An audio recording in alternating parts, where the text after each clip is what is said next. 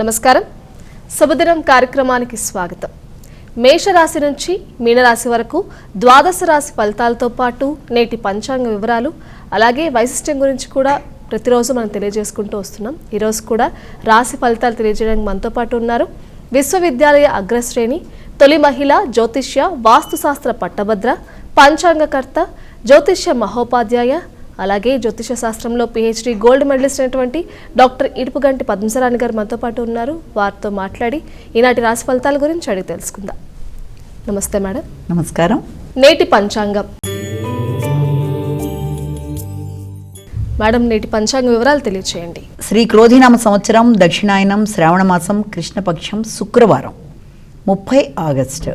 సూర్యోదయం ఉదయం 6 గంటల 2 నిమిషాలకి, సూర్యాస్తమయం సాయంత్రం 6 గంటల 31 నిమిషాలకి, తిథి ద్వాదశి రాత్రి తెల్లవారుజామున 2 గంటల 25 నిమిషాల దాకా, నక్షత్రం పునరుసు సాయంత్రం 5 గంటల 56 నిమిషాల వరకు, యోగాలు వ్యతిపాత సాయంత్రం 5 గంటల 47 నిమిషాల వరకు, కరణము కౌలవ మధ్యాహ్నం 1:57 వరకు, తదుపరి తైతిల రాత్రి తెల్లవారుజామున 2 గంటల 25 నిమిషాల వరకు, రాహుకాలం ఉదయం 10:43 నుంచి 12:17 వరకు, గుళిక కాలం ఉదయం 7:36 నుంచి 9:09 వరకు, యమగండం మధ్యాహ్నం 3:24 నుంచి 4:57 వరకు, అభిజిత్ ముహూర్తం మధ్యాహ్నం 11:52 నుంచి 12:42 వరకు, దుర్ముహూర్తం ఉదయం 8:32 నుంచి 9:22 వరకు, మరల మధ్యాహ్నం 12:42 నుంచి 1:31 వరకు, అమృతకాలం మధ్యాహ్నం 3:24 నుంచి 5:05 వరకు, వర్జం రాత్రి తెల్లవారుజామున 2:30 నుంచి 4:13 వరకు. ఇది నేటి పంచాంగం. నేటి రాశి ఫలితాలు. మేషరాశి.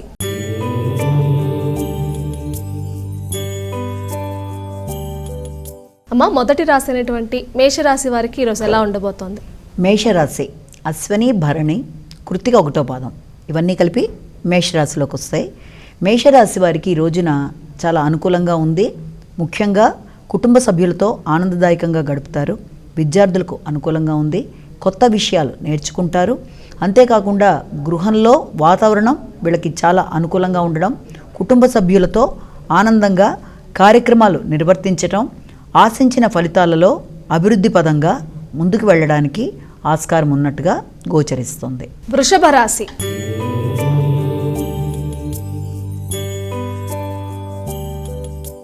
మా తదుపరి రాసినటువంటి వృషభ రాశి వారికి ఈరోజు ఎలా ఉండబోతోంది? వృషభ రాశిలోకి కృత్తిక 2, 3, 4 పాదాలు, రోహిణి, దాంతోపాటుగా మృగశిర 1, 2 పాదాలు ఇవన్నీ కూడా మనకి వృషభ రాశిలోకి వస్తాయి.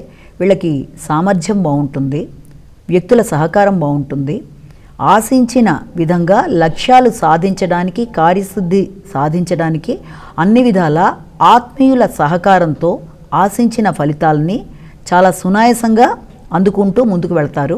కానీ కోపాన్ని, ఖర్చులని నియంత్రించుకుంటూ ముందుకు వెళ్ళాలి. అలాగే వ్యక్తిగత విషయాలలో, పోటీలలో శ్రద్ధగా అనుకున్న విషయాలు సాధించడంలో సోదరుల యొక్క సహకారం కూడా వీళ్ళకి కనబడుతుంది. మిథున రాశి.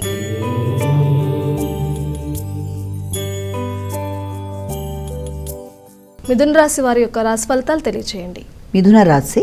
మిథున రాశి వీరి ముఖ్యంగా ఇందులో తెలుసుకోవాల్సిన నక్షత్రాలు మృగశిర 3, 4, తర్వాత ఆర్ద్ర 1, 2, 3, 4, పునర్వసు 1, 2, 3 మొత్తం ఈ పాదాలన్నీ కలిపి మిథున రాశిలోకి తీసుకుంటాము. మిథున రాశి వారికి ఆదాయ విషయం చాలా అనుకూలంగా ఉంటుంది. కుటుంబ వాతావరణం బాగుంటుంది. అలాగే మంచి మాటలతో కార్యక్రమాలని అనుకూలంగా సాధించుకోగలుగుతారు. ఆశించిన వ్యాపార వ్యవహారాల మీద లాభాలని కూడా గడించగలుగుతారు. కుటుంబ సభ్యులకు కూడా మంచి ఉన్నతమైన అవకాశాలకి రోజుగా కూడా మనం భావించవచ్చు. చమత్కారంగా మాట్లాడి అందరినీ ఆకట్టుకొని తమదైన శైలిలో పనులు నిర్వర్తించుకుంటూ ముందుకి వెళ్ళే అవకాశాలు కనబడుతున్నాయి. కర్కాటక రాశి.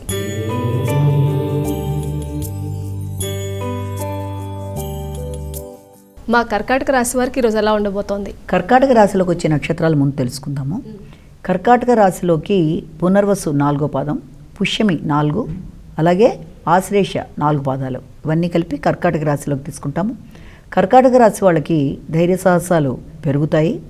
నిర్ణయ సామర్థ్యం, వ్యక్తిగత అభివృద్ధి, ఆశించిన వాటిలో ఒక ప్రశాంతత, మనసులోని కోరికలు అన్నీ కూడా తీరేందుకు ఒక చక్కటి ప్రణాళికాపరంగా ముందుకెళ్ళడం, లక్ష్యసిద్ధి, కార్యసిద్ధి, అనుకూల వాతావరణం మొదలైనవి ఉన్నప్పటికీ ఎక్కువ ఉద్వేగాలకి లోనవ్వడం విషయంలో జాగ్రత్తగా ఉండాలి.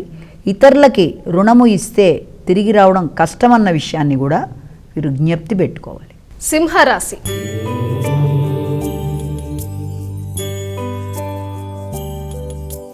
సింహరాశి వారికి ఈరోజు ఎలా ఉందండి? మఖ, పుబ్బ పూర్తి పాదాలు, ఉత్తర 1వ పాదం ఇవన్నీ కలిపి మనం సింహరాశిలోకి తీసుకుంటాము. వీరికి శ్రమ అధికంగా ఉంటుంది. వ్యక్తులతో మాట పట్టింపు లేకుండా జాగ్రత్త తీసుకోవాలి. ఆరోగ్యంపై శ్రద్ధ అవసరము. కంటికి సంబంధించి, నిద్రకి సంబంధించి కొంత ఇబ్బందుల్ని ఎదుర్కొనే అవకాశాలు కనబడుతున్నాయి. అనుకోని ప్రయాణాల వల్ల కూడా కొంత చికాకుల్ని ఎదుర్కొనే అవకాశాలు కనబడుతున్నాయి. ఉద్వేగాల్ని అదుపులో చేసుకుంటూ వాళ్ళు ముందుకు వెళ్ళాలి. అయినప్పటికీ ఆశించిన ఫలితాలని చాలా సునాయాసంగా పొందడానికి తీవ్రంగా కృషి చేసి వ్యక్తుల సహకారంతో ముందుకు వెళ్ళే అవకాశాలు కూడా అంతే బలంగా వీళ్ళకి కనబడుతున్నాయి. సోదరుల సహకారంతో ఆశించిన ఫలితాలు సాధించడానికి అనుకూలమైన సమయంగా నిర్ణయాలు తీసుకుంటూ ముందుకు పెడతారు. కన్యా రాశి.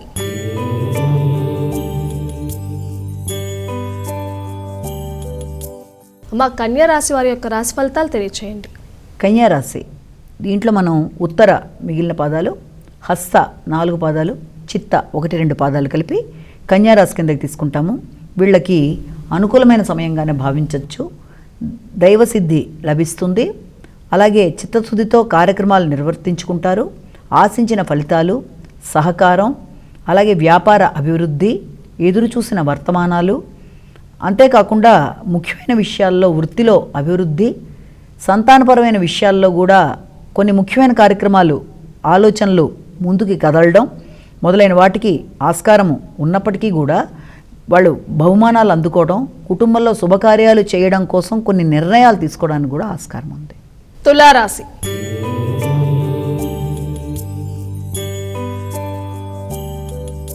తులారాశి వారికి ఎలా ఉందండి? తులారాశి, దీంట్లోకి వచ్చే నక్షత్రాలు చిత్త 3-4, స్వాతి 1-2-3-4, విశాఖ 1-2-3 పాదాలు. అంటే ఈ 9 పాదాలని మనం తులారాశి కింద తీసుకుంటే వృత్తిపరమైన విషయాల్లో వీళ్ళు చాలా గట్టి నిర్ణయాలు తీసుకుంటారు. నూతన అంశాలను ప్రవేశపెట్టడానికి, అంటే కొత్త పద్ధతుల ద్వారా వృత్తిని అభివృద్ధి చేయడానికి తీసుకునే నిర్ణయాలు, వ్యాపార వ్యవహారాలు మొదలైనవన్నీ కూడా వీరికి సంబంధించిన విషయాల్లో అనుకూలత స్పష్టంగా గోచరిస్తోంది. అంతేకాకుండా ప్రయత్న కార్యసిద్ధి, రాజకీయ వ్యక్తులతో వ్యవహారాలు అనుకూలత, అంతేకాకుండా ఇష్టమైన కార్యక్రమాల్లో వీళ్ళు వ్యక్తిగతంగా తీసుకునే నిర్ణయాలలో వీళ్ళు పూర్తి స్థాయి భరోసాతో, వారి మీద వారి నమ్మకంతో వాళ్ళు ముందుకు వెళ్ళడానికి ఇది ఒక అనుకూలమైన సమయంగా భావించవచ్చు. వృశ్చిక రాశి.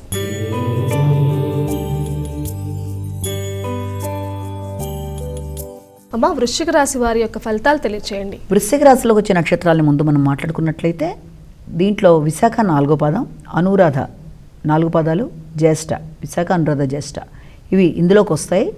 అయితే ఈ వృశ్చిక రాశి వారి విషయంలో వీళ్ళకి ఎంత కష్టపడుతున్నా తగిన ప్రతిఫలం లభించట్లేదనే ఒక రకమైన నిరాశ, అసంతృప్తి కొంత అధికంగా ఉంటాయి. సామాజిక సేవ అధికంగా చేస్తారు. అలాగే పూర్వపుణ్యాన్ని పెంచుకునే కార్యక్రమాల్లో ఆధ్యాత్మిక కార్యక్రమాలు, ఆధ్యాత్మిక ప్రయాణాలకు అవకాశం ఉంది. విద్యార్థులు ఉన్నత విద్య కోసం చాలా గట్టిగా కృషి చేస్తారు. పెద్దల ఆశీస్సులు అధికంగా ఉన్నప్పటికీ వృత్తిపరంగా ఇతరులతో ఇబ్బంది రాకుండా జాగ్రత్తలు తీసుకోవాలి. ఉన్నత అధికారులతో కానీ, వృత్తిలో తమకన్నా పై స్థాయి వారితో కానీ ఇబ్బందులు రాకుండా చాకచక్యంగా నిర్వర్తించుకోవాల్సిన అవసరమైతే కనబడుతోంది. అంతేకాకుండా కనబడని శత్రువుల వల్ల కొంత అసంతృప్తి, ఆరోగ్య విషయంలో జాగ్రత్తలు వీరికి సూచితమవుతాయి. ధనుస్సు రాశి.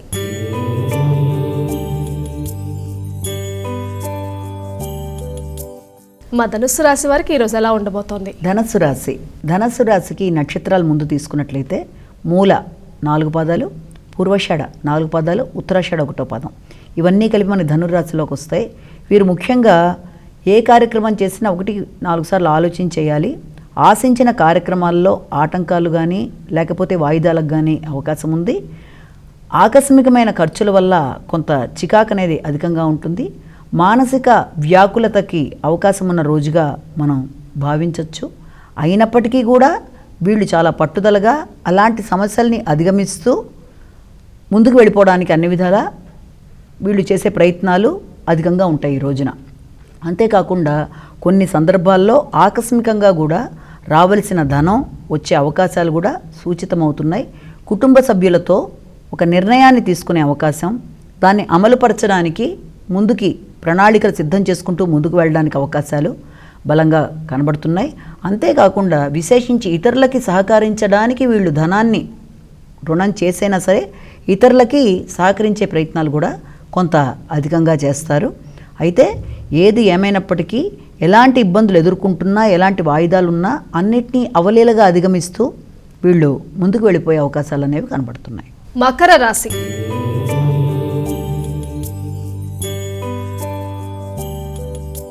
మరి మకర రాశి వారికి ఎలా ఉందండి? మకర రాశి దీంట్లో మనకి ఉత్తరాషాఢ 2, 3, 4 పాదాలు, శ్రవణం 1, 2, 3, 4 పాదాలు, ధనిష్ట 1, 2 పాదాలు ఇవన్నీ కలిపి మనం ఈ యొక్క మకర రాశి కింద తీసుకుంటాం. వీళ్ళకి ఈ రోజున అనుకూలత, అలాగే నూతన వ్యక్తుల పరిచయాలు, సంఘంలో పేరు ప్రతిష్టలు, కొత్త విషయాలలో గుర్తింపు, ఆకస్మిక లాభాలు, భూ సంబంధమైన విషయాలు కానీ లేకపోతే ఏదైనా గృహం కొనుక్కుందాం అనుకున్న వాళ్ళు కానీ దానికి సంబంధించిన చర్చల్లో కొత్త వ్యక్తుల పరిచయాలు మొదలైన వాటికి ఆస్కారం అనేది కనబడుతోంది. అయినప్పటికీ కూడా ఈ విషయంలో భూమికి సంబంధించిన విషయాల్లో తీసుకునే నిర్ణయాలలో, దానికి సంబంధించిన గవర్నమెంట్ సంబంధించిన విషయాలలో వ్యక్తులతో అపార్థాలు, విభేదాలు రాకుండా ఆ అధికారులతో జాగ్రత్తలు ఒకటి వీళ్ళు నిర్వహించుకుంటూ ముందుకు వెళ్ళాలి. ఏది ఏమైనా కృషితో, పట్టుదలతో అనుకున్న కార్యక్రమాలని అవలీలగా జయించడానికి వీళ్ళు నిర్ణయాలు తీసుకుంటూ ముందుకు పెడతారు. కుంభరాశి.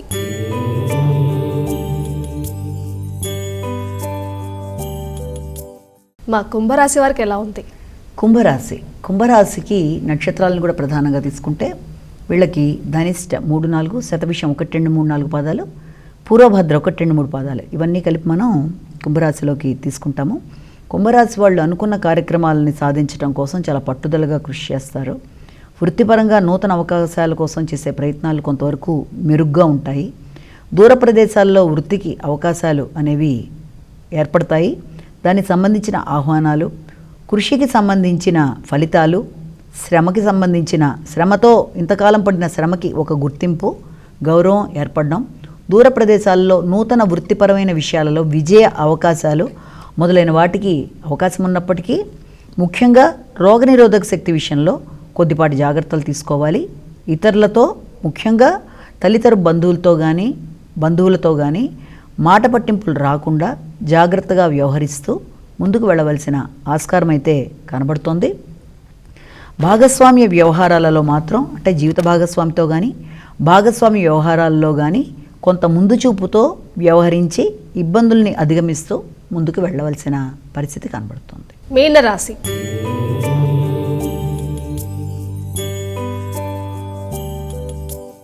మా చివరి రాశి అనేటువంటి మీనరాశి వారికి ఎలా ఉంది? మీనరాశి దీంట్లో మనకి పూర్వభద్ర 4 పాదం, ఉత్తరాభద్ర 1, 2, 3, 4 పాదాలు, రేవతి 1, 2, 3, 4 పాదాలు ఇవన్నీ కలిపి మనకి మీనరాశిలోకి తీసుకుంటాం. వీళ్ళకి కొంత ఆలోచనలు కొంత గందరగోళంగా ఉన్నట్టు కనబడుతుంది. అంటే నిర్ణయాలు తీసుకున్నా కూడా అమలు పరిచే విషయంలో ఎక్కువ ఆలోచన చేయడం, అలాగే ఉపాసనా బలం అనేది ఇంతకు ముందుతో కలిపి చూసుకున్నట్లయితే కొంతవరకు తగ్గడం, ఆధ్యాత్మిక ఆలోచనల కన్నా కూడా ప్రశాంతత అనేది తగ్గడం, దానివల్ల యోగా, మెడిటేషన్ మొదలైన వాటి మీద, ధ్యానం మొదలైన వాటి మీద వీళ్ళు దృష్టి మరల్చుకుంటే బాగుంటుంది. కానీ మనసు ప్రశాంతత అనేది లేకపోవడం వల్ల ఆత్మీయులతో కానీ ఇష్టపడిన వ్యక్తులతో కానీ కొంత విభేదాలకి అవకాశం ఉన్నప్పటికీ వీళ్ళ సృజనాత్మకతతో తెలివిగా వ్యవహరించి వీళ్ళ చక్కని తెలివితేటలను ఉపయోగించి ఎలాంటి సమస్యనైనా అధిగమిస్తూ ముందుకెళ్లే అవకాశాలు ఒకటి ఉన్నాయి. అలాగే విద్యార్థులకు కూడా అనుకూలమైన సమయం, వాళ్ళ ఆలోచనలు బాగుంటాయి, సృజనాత్మకత బాగుంటుంది, మంచి ఫలితాలు వచ్చే సమయంగా మనం భావించవచ్చు విద్యార్థులకు కూడా. అలాగే ద్వాదశ రాశుల వాళ్ళందరూ కూడా చేసుకోగలే సులువైన పరిహారాలు తెలియచేయండి. ఈ రోజున అన్ని రాసుల వారికి కూడా వారి ఇష్టదైవాన్ని ప్రార్థించుకోవడంతో పాటుగా వాళ్ళు చేయవలసింది ఏంటి అంటే అమ్మవారికి సంబంధించి ఏదన్నా కనకదార స్తవం వినడం కానీ, అలాగే దాంతోపాటుగా లక్ష్మీ అష్టోత్తరాలు కానీ, అంతేకాకుండా మహాలక్ష్మి స్తోత్రాలు అష్టలక్ష్మి స్తోత్రాలు రకరకాలు మనం వినొచ్చు, అన్నీ దొరుకుతాయి.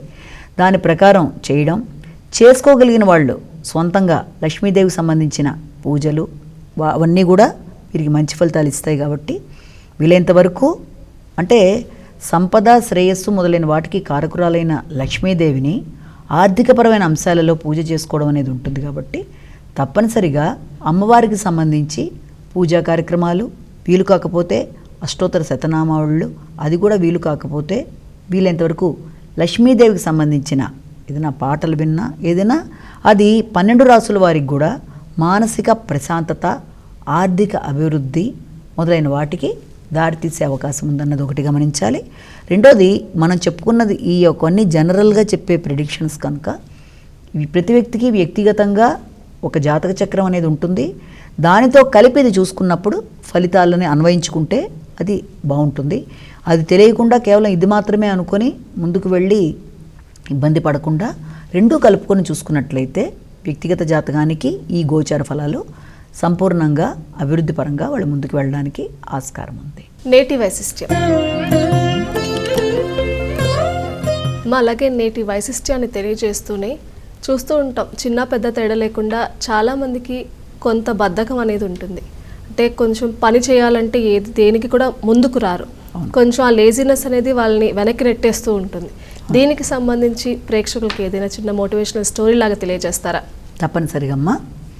అయితే మామూలుగా అయితే నేటి వైశిష్ట్యం అంటే వాళ్ళ 4వ శుక్రవారం అందరూ కూడా శ్రావణ శుక్రవారం పూజలు చేసుకునే వాళ్ళు చేసుకుంటూ ఉంటారు, స్త్రీలందరూ కూడాను. కాబట్టి అది వాళ్ళ నేటి వైశిష్ట్యం. అంతేకాకుండా ఇప్పుడు నువ్వు అన్నట్టుగా లేజీనెస్ అంటే బద్ధకానికి సంబంధించి వ్యక్తి ఎలాగా అన్న దానికి సంబంధించి మనం ముందు ఒక చిన్న కథ, దాన్ని ఏ రకంగా మనం అధిగమించగలుగుతాం అన్న విషయాన్ని కూడా తెలుసుకుందాం. దీనికి సంబంధించి ఒక చిన్న కథలో ఇదివరకు ఒక సాధువు ఒక గ్రామం తిరుగుతూ ఆయన రకరకాల మనుషుల్ని చూసుకుంటూ ముందుకు వెళ్ళేవాడు. ఒకానొక గ్రామంలో ఆయన చూసేప్పటికీ పొద్దున్నుంచి సాయంత్రం దాకా ఒక వ్యక్తి ఎప్పుడు కూడా అదే చెట్టు కింద కూర్చుని ఉండడం, అంటే విశ్రాంతి తీసుకుని ఉండడం కనబడుతూ ఉండేది. మిగిలిన వాళ్ళందరూ పొలం పనులు చేసుకోవడం ఇవన్నీ చేసుకోవడం చూశాడు. కానీ ఈ వ్యక్తి మాత్రం ఈ యొక్క సాధువు వెళ్ళేటప్పుడు వచ్చేటప్పుడు కూడా అక్కడే అలా పడుక్కొని హ్యాపీగా ఉండడం, అంటే హ్యాపీ అని కదా అలా విశ్రాంతిగా పడుకొని ఉండేవాడు. ఇంక ఈయన ఏం చేశాడంటే ఒకసారి ఈ యొక్క సాధువు ఆ వ్యక్తి దగ్గరికి వచ్చి, బాబు నేను రోజు చూస్తూ ఉంటాను, ఈ సమయంలో నువ్వు ఎప్పుడు అలాగే పొద్దుని సాయంత్రం దాకా అలాగే ఉంటావు కదా, నీకు మిగిలిన వాళ్ళలో ఎందుకు వెళ్ళి నువ్వు పొలం పనులు లాంటివి ఎందుకు చేయవు నువ్వు అని అడిగితే, అవన్నీ కష్టమైన పనులు, అవన్నీ చేసేంత ఇది లేదు, నాకు ఇలాగే బాగుంది అన్నట్టుగా చెప్తాడు అబ్బాయి. చెప్పగానే ఈయన అంటారు, ఓ పని చేస్తావా, నీకు ధనం వచ్చే మార్గం చెప్తాను అంటే వెంటనే చాలా ఉత్సాహంగా ముందుకొచ్చి, అయితే నిజంగా చెప్తారా, ఏ రకంగా వస్తున్నా అంటాడు. అంటే ఏం లేదు, ఇప్పుడు అక్కడ కనబడుతుంది కదా కొండ, ఆ కొండ దాటి అవతలకి వెళ్ళావంటే అక్కడ చాలా కష్టమే వెళ్ళడం కూడా, మొత్తానికి కనుక నువ్వు దిగి అక్కడికి కనుక వెడితే అక్కడ గుహ వస్తుంది, గుహలో నేను మొన్న ఇదివరకు ఒకసారి చూశాను, వజ్రాలు లాంటివన్నీ కూడా ఉంటాయి. సరే మేమంటే సాధువులో మాకు అవసరం లేకడేదో, కానీ నువ్వు ధనాన్ని నీకు ఉపయోగపడుతుంది కాబట్టి నువ్వు వెళ్ళే తీసుకొచ్చుకో అంటాడు. అంటే వెంటనే చాలా ఆసక్తిగా అయితే నేను పెడతాను అని మళ్ళీ అనుమానం వస్తుంది అనమాట. నిజమేనా, అసలు ఉందా లేదా అని అడుగుతాడు.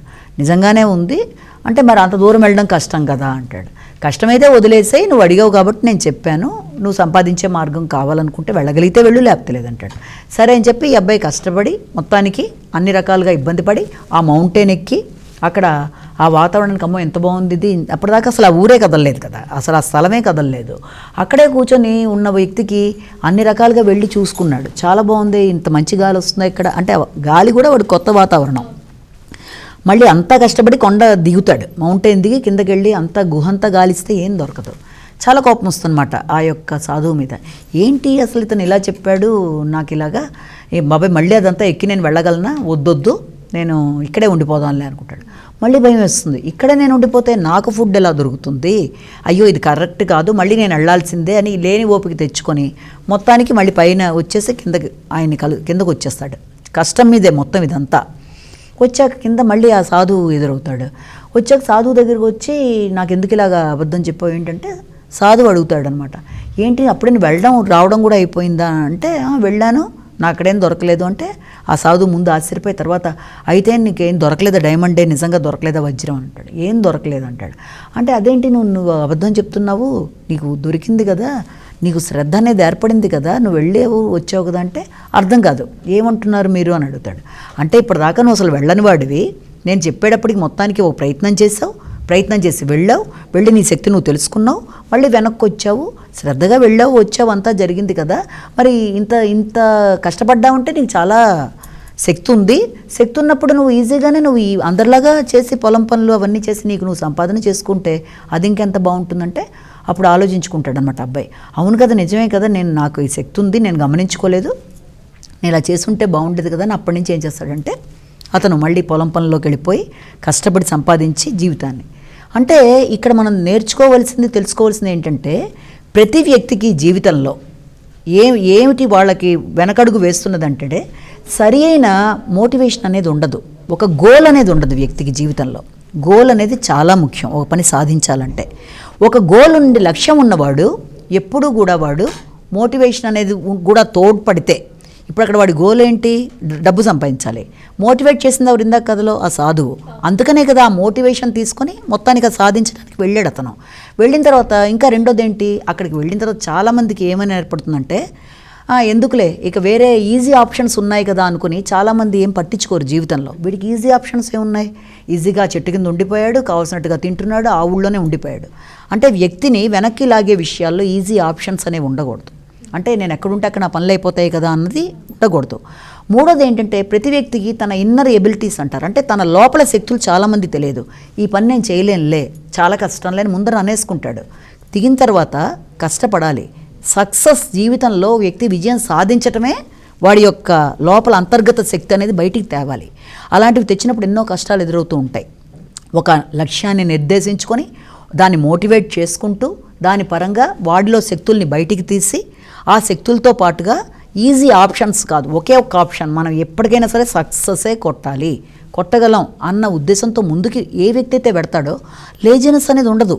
అవేమీ లేనప్పుడు ఏమవుతుందంటే ఆ బద్ధకం అనేది ఏర్పడి సర్లే చేయకపోతే ఏమైంది, పర్లేదులే, అది నేను చేయలేనులే, నా తరమా నేను సాధించగలనా. ప్రతి వ్యక్తికి లోపల శక్తులు చాలా ఉంటాయి. దాన్ని సక్రమంగా ఉపయోగించుకుంటే ప్రతి వ్యక్తి అనుకుంది సాధించగలడు. దానికి ఎన్నో ఆటంకాలు ఎదురవుతూ ఉంటాయి. ప్రతిదీ అంత ఈజీ కాదు సాధించటం. ఒకసారి దెబ్బతిన్నా మనం అక్కడితో ఆగిపోకూడదు. ఓకే, ఇంకో అవకాశం వస్తుంది. ప్రతి అవకాశాన్ని ఉపయోగించుకుంటూ జీవితంలో ఎదుగుతూ ఖచ్చితంగా నేను ఏదైనా సాధించగలను, నా శక్తి ఇది, నేనేం వెనకడుగు వేయకూడదు అనుకున్నప్పుడు బద్ధకం అనేది ఏర్పడదు. కాబట్టి బద్ధకం పోవాలి అంటే ఫస్ట్ ఒక లక్ష్యాన్ని నిర్దేశించుకోవాలి. ఏమీ లేకుండా టీవీ దగ్గరే మామూలుగా కూర్చుని ఉండిపోయి సర్లే మనం ఏదో రిమోట్ మార్చేస్తున్నాం, ఏదో సినిమా చూసేస్తున్నాం, భోజనం చేసేస్తున్నాం అనుకుంటే విద్యార్థులు అనుకున్న గోల్స్ సాధించలేరు. రెండోది ఏంటంటే దాంతోపాటుగా జీవితంలో ఫస్ట్ ఏర్పరచుకున్న గోల్కి ఒక మోటివేట్ చేసే వ్యక్తి, అది ఎవరన్నా కావచ్చు, తల్లి కావచ్చు, తండ్రి కావచ్చు, తోబుట్టు కావచ్చు, మన వెల్ విషర్స్ కావచ్చు, వాళ్ళు మోటివేట్ చెయ్యాలి. నువ్వు సాధించగలవు, తప్పనిసరిగా చేయగలవు అనే ఒక ఇది ఇచ్చినప్పుడు ఆ వ్యక్తి తప్పకుండా సక్సెస్ సాధించే విధంగా ముందుకు పెడతాడు. లేని పక్షంలో ఏమవుతుందంటే ఈజీ మార్గాలు వెతుక్కుంటూ ఇందాక కథలో అబ్బాయిలాగా అక్కడే ఉండిపోయి ముందుకు వెళ్లకుండా ఆ దొరికిన దాంతోనే సంతృప్తి పడుతూ ఉండిపోతారు. కాబట్టి ప్రతి మనిషిలో ఉండే దాంట్లో మొట్టమొదటిది బద్ధకం, లేనిది మోటివేషన్, పెంచుకోవలసింది ఒక లక్ష్యం, దాని పరంగా కృషి చేయడం, అంతర్గత శక్తులు బయటికి తీయడం. అందరూ చేయగలిగిద్దే, కానీ ఆ విషయం మర్చిపోతున్నారు. అది కనుక చేసిన వాళ్ళందరూ నెంబర్ 1గా సక్సెస్ అవుతూ వాళ్ళ ఫీల్డ్లో వాళ్ళు విజయవంతంగా రాణిస్తారు. కాబట్టి ఇది చాలా ముఖ్యం జీవితంలో. అమ్మ, ఈనాటి శుభతరం కార్యక్రమం ద్వారా ద్వాదశ రాశుల ఫలితాలు తెలియజేస్తూనే అలాగే నేటి పంచాంగ వివరాలు తెలియజేశారు, చక్కని మోటివేషనల్ స్టోరీ కూడా తెలియజేశారు. ధన్యవాదాలు. వీక్షించారుగా, ఇది ఈనాటి శుభదినం కార్యక్రమం. తిరిగి రేపటి కార్యక్రమంలో మళ్ళీ కలుసుకుందాం. అంతవరకు సెలవు. నమస్కారం.